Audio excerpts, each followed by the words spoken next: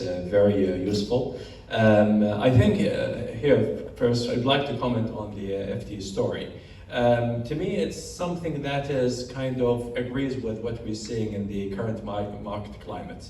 But on the other hand, they say Saudi Arabia is ready to abandon $100 oil price. And if you look at the kingdom's official policy, they don't have any price target. So as the OPEC Plus alliance, this is definitely a sensitive issue to keep watching. Although prices are usually indicators of the market situation and status.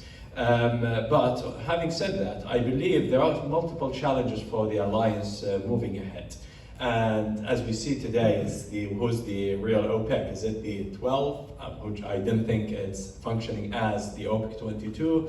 And still, when OPEC 22, the declaration of cooperation was made in end of 2016, and you remember Paul and I think even Mr. Ali, Amina, we all were attending that night in Vienna. It was definitely a historic agreement. It went through a challenge in 2020, as Amina said, Russia was kind of resistant to having a major cut of that time was 1.5 million barrels, and then there was a mediation from the US, and we saw a cut of close to 10 million barrels. But now we're seeing the OPEC in 2022 and OPEC 9 as well, which is not there, or grade 9, making cuts valid until the end of 2025. While the actual grade 8 currently, who are planning to bring back barrels maybe starting in December, kind of having the most influential now control in terms of the price level. That's why we're seeing prices now going back to the lower 70s, pricing in the likelihood that we're going to see more barrels coming from December until the end of next year, more than 2 million barrels. And then that also indicates what the Financial Times has published. So I believe here, for the one important issue is the cohesion. I believe OPEC Plus cannot continue as only 8 countries, because then that will undermine the importance of the 22 countries who signed an agreement back in 2016 and in 2020. So I think they need, one of the challenges is, for example, we're in the UAE, and all we know that the UAE now, its production is going up to maybe more than 4 million barrels and potentially reaching 5 million barrels within the next couple of years. And they have been underproducing compared to their quota. I think also multiple other countries. The conformity, as my colleague Mr. Ali mentioned, Russia, Kazakhstan, and Nigeria all are overproducing. So here we have Iraq as well. The conformity issues, the need to upgrade and update the capacity for multiple countries, and the need to bring back all the 22 back on the table. For that, this is all important for the alliance to keep moving ahead beyond, because they're going to celebrate, I believe, the 10th anniversary by end of 2026. So I believe these are important multiple issues to address in order for them to continue in a sustainable fashion. Thank you, everyone, for your opening remarks.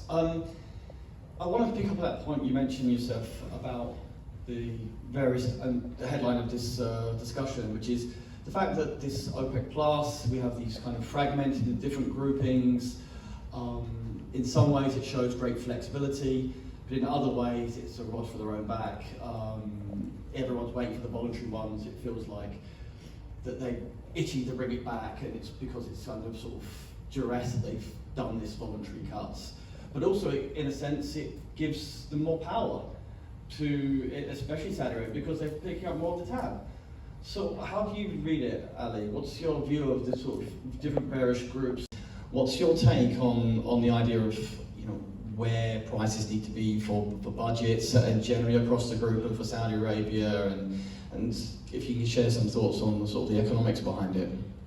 Well, this is a very important issue. Definitely, the dynamics of the global oil markets now raising a lot of uncertainty where the Saudi development projects are going to be within the next 5 to 10 years. There was a recent article by Bloomberg on the direct foreign investments in the kingdom. And I believe there's just within the short term, there's a target of something like $30 billion.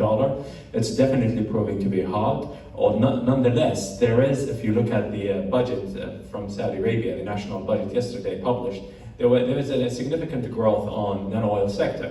Also, the IMF recently published an article about reviewing the whole aspects of the Saudi economy, and it has praised the two issues, the major growth in non-oil sector and the participation of women in the Saudi labor force.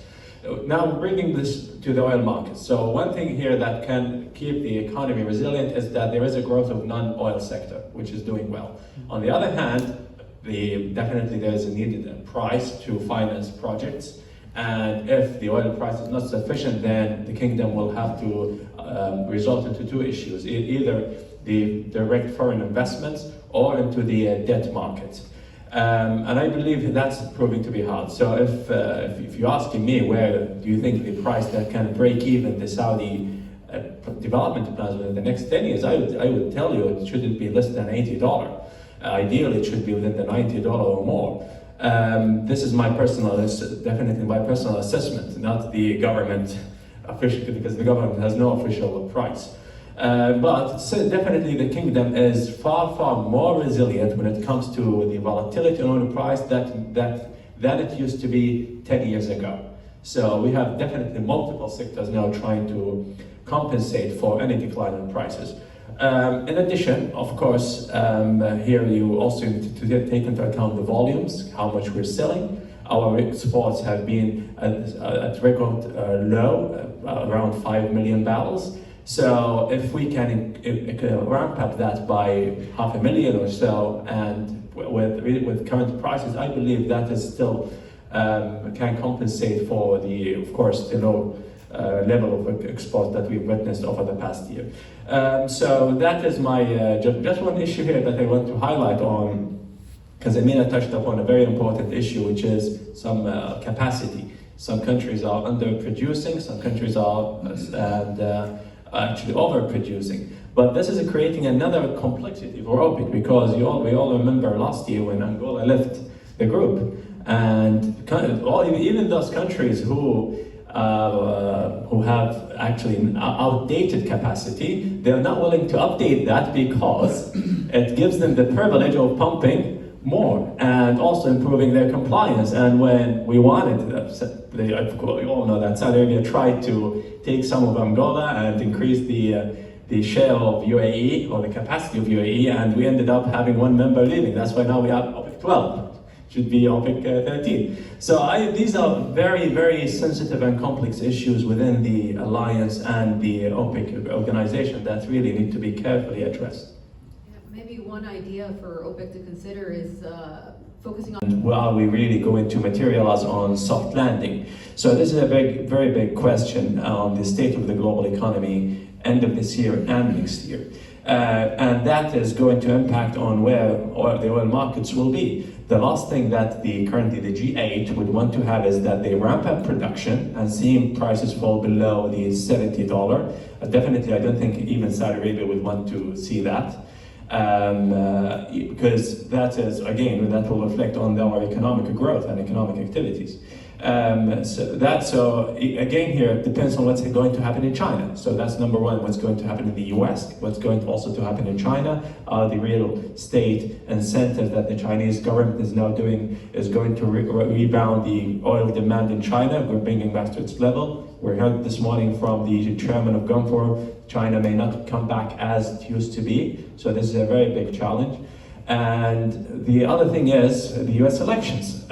Is Trump coming back to office? If yes, then I think there could be new dynamics in the Saudi-US relations. Maybe then we see Saudi Arabia accepting a $60 range. We saw that in 2019 when President Trump was in office. So because there is kind of, we all know that the Saudi-US relations during Trump was much more dynamic than during the Biden administration. This is personal comment, by the way.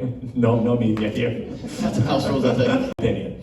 The third issue here is, I believe the G8 will continue until the end of 25, but what's beyond? I do think that we need to have OPEC 2020 coming beyond that. For now, it is working. I think they may delay the bringing back the barrels by one month or two. That's possible, as our Saudi energy minister has mentioned. But what's beyond that, after 2025? And I think this is another key question here.